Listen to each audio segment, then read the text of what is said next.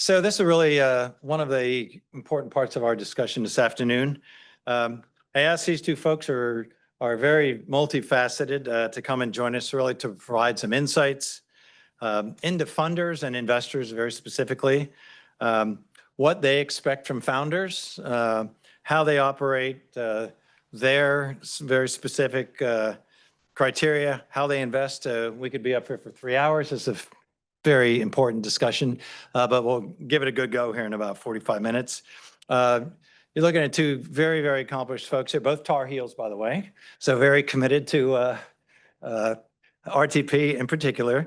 So I'll go from right to left. Jenn Summe, she's very familiar figure on these stages. Jenn is a very, very generous investor, and she gives a lot of her personal time to drive the ecosystem here. Her day job is running Primordial Ventures, where she's a co-founder, invests heavily focused on software. So I'll let her tell you more about that, but basically driving angel-sized checks and provides immense amount of support. In her night and weekend job, she's built a really awesome third-party thing called Lila, which focuses on investing in women's groups and so on. There's an entire panel that she's going to join in about an hour to talk about that. Only recently got to meet Logan, and she is also deeply involved in NC startups, but I was really interested to have her today. She's also a two-time founder, so she's sat in your chair. She's a co-founder of a really very fascinating, interesting business she'll tell you about here called the Founder Readiness Level, which is really an interesting technology that actually is going to measure the founders, some psychological profiles. I hope I didn't butcher that too bad, but you'll be able to put some nice description on. But it's a really important tool for investors to better assess founders and what they're made of. She has a really deep background in impact investing, especially in areas like sustainable ag, climate resilience, regenerative food business. She also has a Master of Forestry from Yale University. So really excited to start this. I'm going to try to weave in some of the crowd questions at the same time. So thanks for being here. So why don't we just do that? Start with a quick bio that I didn't already do. Quick bio, yes, sure. Where you're focused on that. So grew up in North Carolina. I always like to say that being back here. I grew up in Chapel Hill in Chatham County and went to UNC Chapel Hill undergrad. And then I left for about 15 years and lived on the coast and then came back in 2021. So it's been really great to be back in the area and get to know the startup ecosystem here is really unique and interesting. I've been really enjoying getting to know folks in the area. So my background is basically 2 decades in investing. I've always been really interested in how to move money for good at a high level. And initially that was more nature-based investing. So like, how do we think about sustainable forestry and agriculture? And as I went on in my career, I really started seeing that as I moved to more early stage investing, I saw that there was a lot of talk around how important the founder is and how important the founding team is, but not a lot of tools to actually assess whether founders are ready to do this big thing, which is to launch or start a small company that's eventually going to do big things in the world. So I turned my attention more towards the people side of investing more recently and started this company called the Founder Readiness Institute, which we'll get into a little bit more, but essentially is an assessment tool that looks at 6 constructs to assess whether a founder is capable and ready to be at the helm of a company. And it's kind of a de-risking mechanism for investors, but it's also an opportunity to look at growth potential for founders. So investors can look at upside and founders can see areas where they can grow and evolve as well. So yeah, that's kind of a little bit about me. Again, really interested in moving money for good and then supporting founders as they embark on this really important journey to make good things happen in the world. So.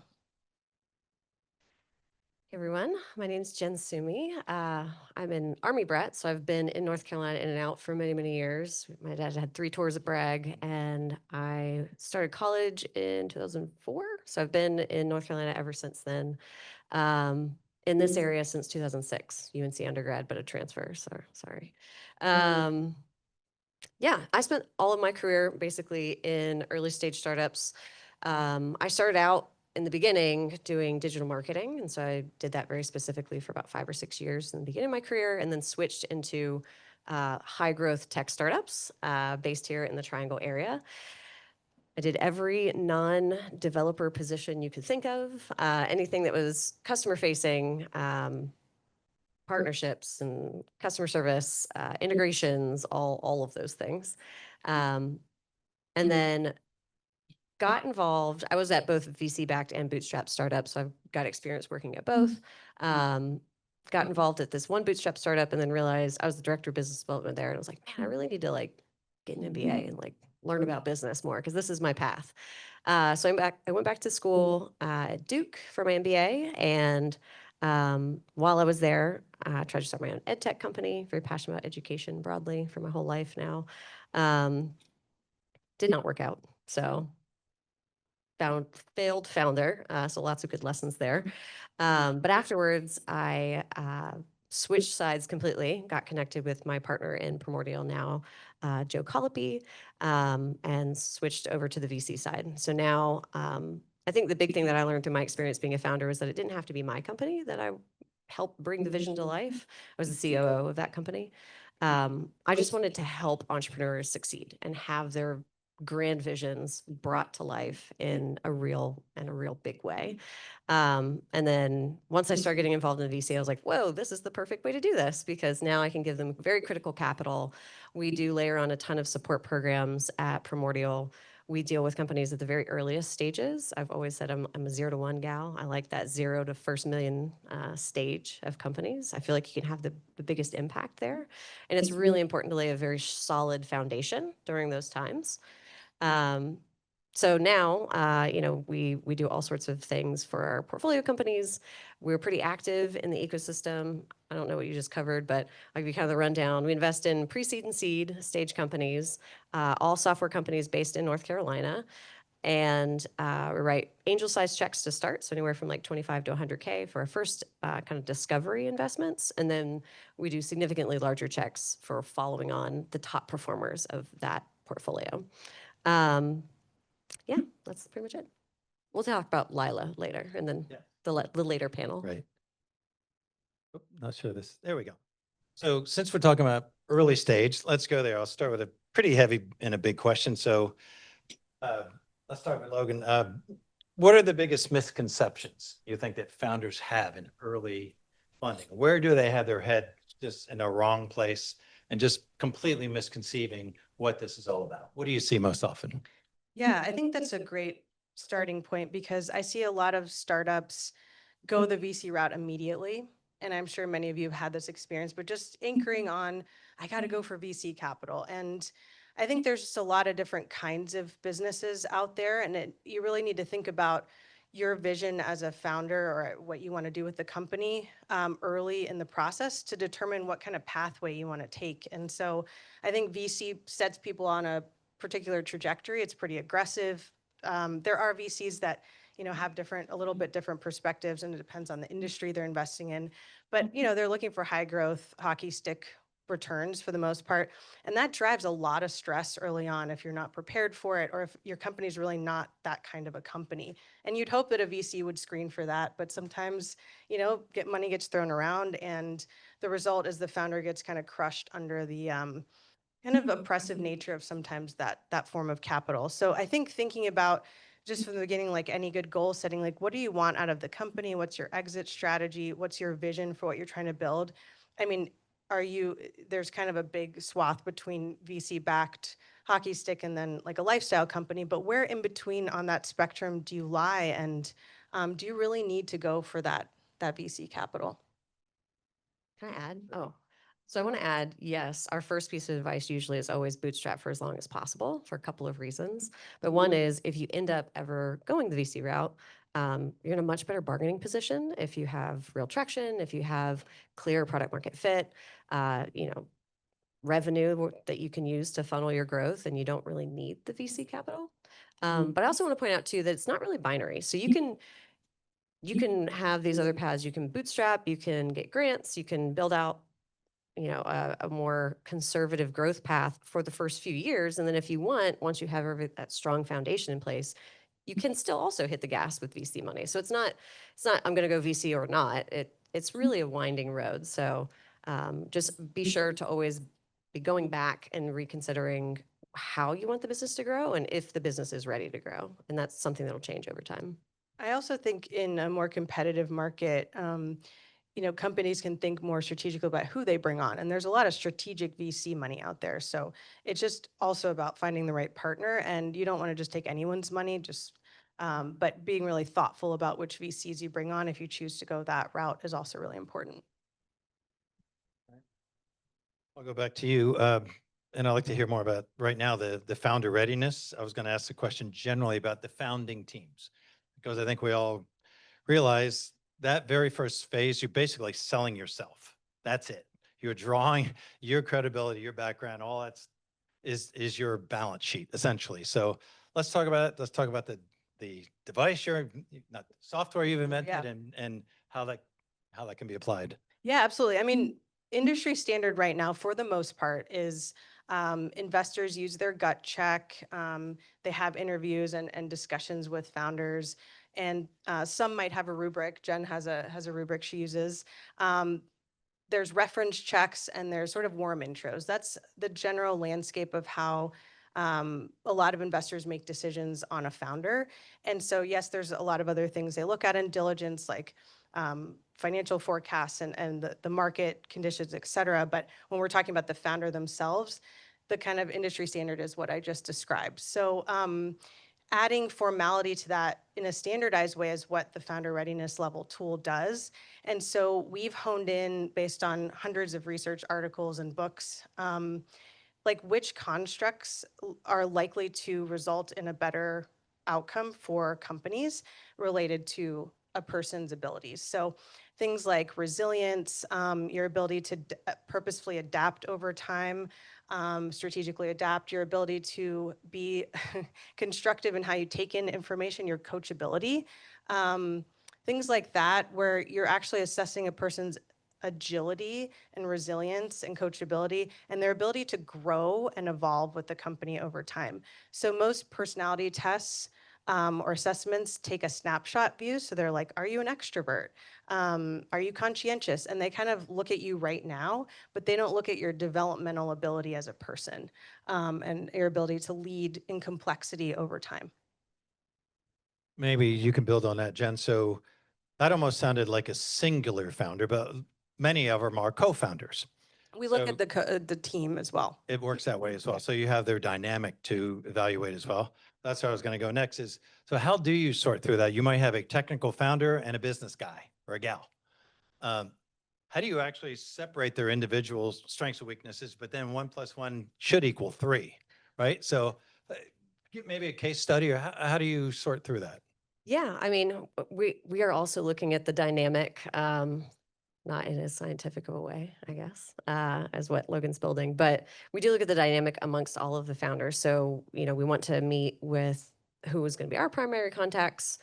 Usually it's the entire founding team. Sometimes we'll have like 3 co-founders where we'll meet with 2 very regularly, but their CTO is off coding somewhere in a dark room. So we don't really see them very often, but before we invest in them, we do want to make sure that we see them all together, ask them questions, see how they work with each other, answer questions with each other around, and interact. And some of the things that we know that we want to see is some of the best teams that we've invested in have this like kind of big visionary, this one person who just has a charisma about them. They have this big vision, this big dream that they want to see come to life. They're very optimistic. They tend to still have a basis in reality. So they're very optimistic about where they're going to go in the future, but they're very, very realistic about where they are today. So there's a practicality there that we're looking for.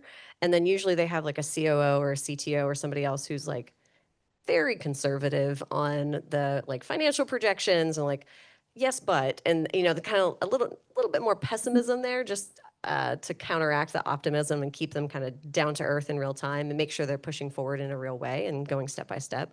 So that kind of pair works really well on teams. Usually it's like a CEO and a COO. But then same thing with like a CTO. Sometimes there is the someone to code the thing and someone to sell the thing, right? So you'll see that pair, and that works out pretty well too. So there's a lot of different team dynamics that we've seen, but yeah, it just depends on how they work together. Any giant obvious, when you see a red flag, what does that look like? Okay, so probably founders. So this is a hot take, so apologies right now. When I'm looking in due diligence and I'm looking at your capitalization table and I see a 50-50 split with founders, it's an instantaneous, just not a red flag, but like a little warning sign. It's like, oh, okay, well, are you actually equally bringing the same amount of things to the table here? Have you had the time and spent the time having those really hard conversations as co-founders saying, well, I'm bringing all my contacts and I can go without a salary and I can do that. Well, that person should have more equity, right? And really go through all of the tough questions and figure out what a fair split looks like. It's not a red flag necessarily if you have 50-50, apologies, but you want to make sure that they've had all of those very, very hard conversations with each other. That was part of the reason my company didn't work out. My co-founder and I did not have a lot of the hard conversations up front, and it was 50-50, and it didn't need to be at all. You get resource challenged that way, and just things don't work out. So making sure that they've had those hard conversations. And you can also kind of suss that out with some questions. And we do that a lot because every time we talk to the founders, we go a little bit deeper into their history and how they met each other and how they formulated this. And you can kind of figure out if they've had those hard talks. What do you see as far as bad traits, or just if you met this person one time, they get a red X? Yeah, I mean, I think if someone is unwilling to ask for help, or doesn't ever ask for feedback, I think that's a pretty central red flag from my perspective, and it's something that shows up in our assessment, and we flag. But I also think it's fixed mentality. I mean, this is something we talked a lot about in business school, fixed versus growth mindset. I think in general, if you see yourself as ever evolving and, things are always changing and you're always dealing with complexity versus like, this is the way things are, this is the way they've always been, that's not really a great mindset to be an entrepreneur. So I think those two things are sort of related, but Let's pivot over a little bit to today's market, because a lot of folks in this room are just ready to step into this deep area. We talked a little bit on the phone. What are you saying? So I'll call it not the hottest trend, but what trends in pre-stage right now, whether it's funding trends, sources of funding, is it all safe? No convertible? Just if you would narrate, you see so many deals come across your desk. Just if you could Yes. genericize it. AI is ubiquitous now. It's included in everything. That's one trend I've seen. Things that used to be called like computer vision and machine learning and OCR now are just AI. So that branding is definitely there. I think most of the things that I've seen are safe notes. I think that's still pretty common, especially in pre-seed and early stage. I've seen a handful of convertible notes. They work well. They're higher legal costs, longer documents, a little bit more investor friendly, so I don't see them as often. Typically, if there is a startup that's has some traction or has some interest from investors, they're going to raise on a safe note. Very easy document that you can just download from YC. Always run it by your attorney first. Have a good attorney. It's another piece of advice. Yeah, I think for valuations, I've seen them broadly go up a little bit from one of the last times, probably like last year when I had a similar conversation with Kevin. Last year, it seemed like the average was sort of like a 5 million cap for software deals, very specifically. I know you guys are in a lot of different industries. I've seen that go up a little bit, and I don't know if that's because AI is ubiquitous or people are getting a lot more traction more quickly, and so they're able to command kind of a higher valuation, but not exceedingly high. It's still probably like 6, 7, 8 in that range, but it's ticked up a little bit. Yeah, I don't know. I can't think of anything else off the top of my head. By yourself, you're talking to a lot of different folks in different areas. yeah, I mean, I would say Jen probably has a better perspective on the market. I don't look at as many deals as her by any means, but I think something that came through it. I was listening to a podcast recently, and AI is obviously what everyone talks about in almost every industry, and it's disrupting in so many ways. But I think it's those industries or companies or founding teams that really know how to harness AI Like, for instance, knowing how to leverage AI agents and, or look at governance strategies for data. I think there's just ways in which you can be smart about like how the tool's being applied. And I think it's disrupting so many aspects of what, especially labor requirements and needing to hire people. But it's those individuals who really know how to harness the tools that should be given the, allocations or that should be hired. So I mean, it's just generally speaking, like how the tool's used, it's just being applied in so many different ways, but. Yeah, I'll add to that. Actually, a lot of the things I've seen a lot of AI. The ones that excite me are the AI process improvement applications for legacy industries that are just they need improvements, they need operational efficiency, and now you can build something that gets baked into an existing process that just makes everybody a little bit more efficient and a little bit faster. Those are the ones that are exciting for me because kind of revolutionizing these legacy industries is something that I think most people will jump on as long as it works consistently and is scalable.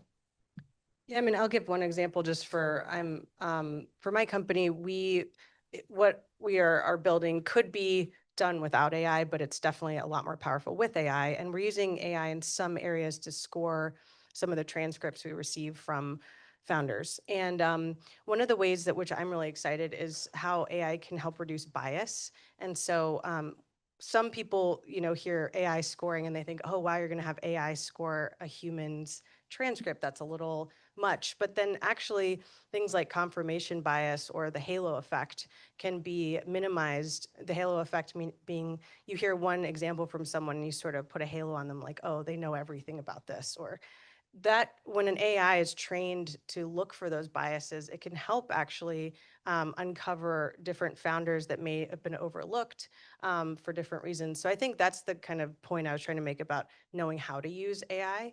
It's like, I don't call myself an AI company, but we're definitely using it strategically to help improve outcomes. So I hear that story every day. I think that's exactly where the market is for that. I have about 5 or 6 minutes left. Let's go to a little Q&A. Anybody want to step up to a mic? You got two excellent folks here. Jump right up there, please.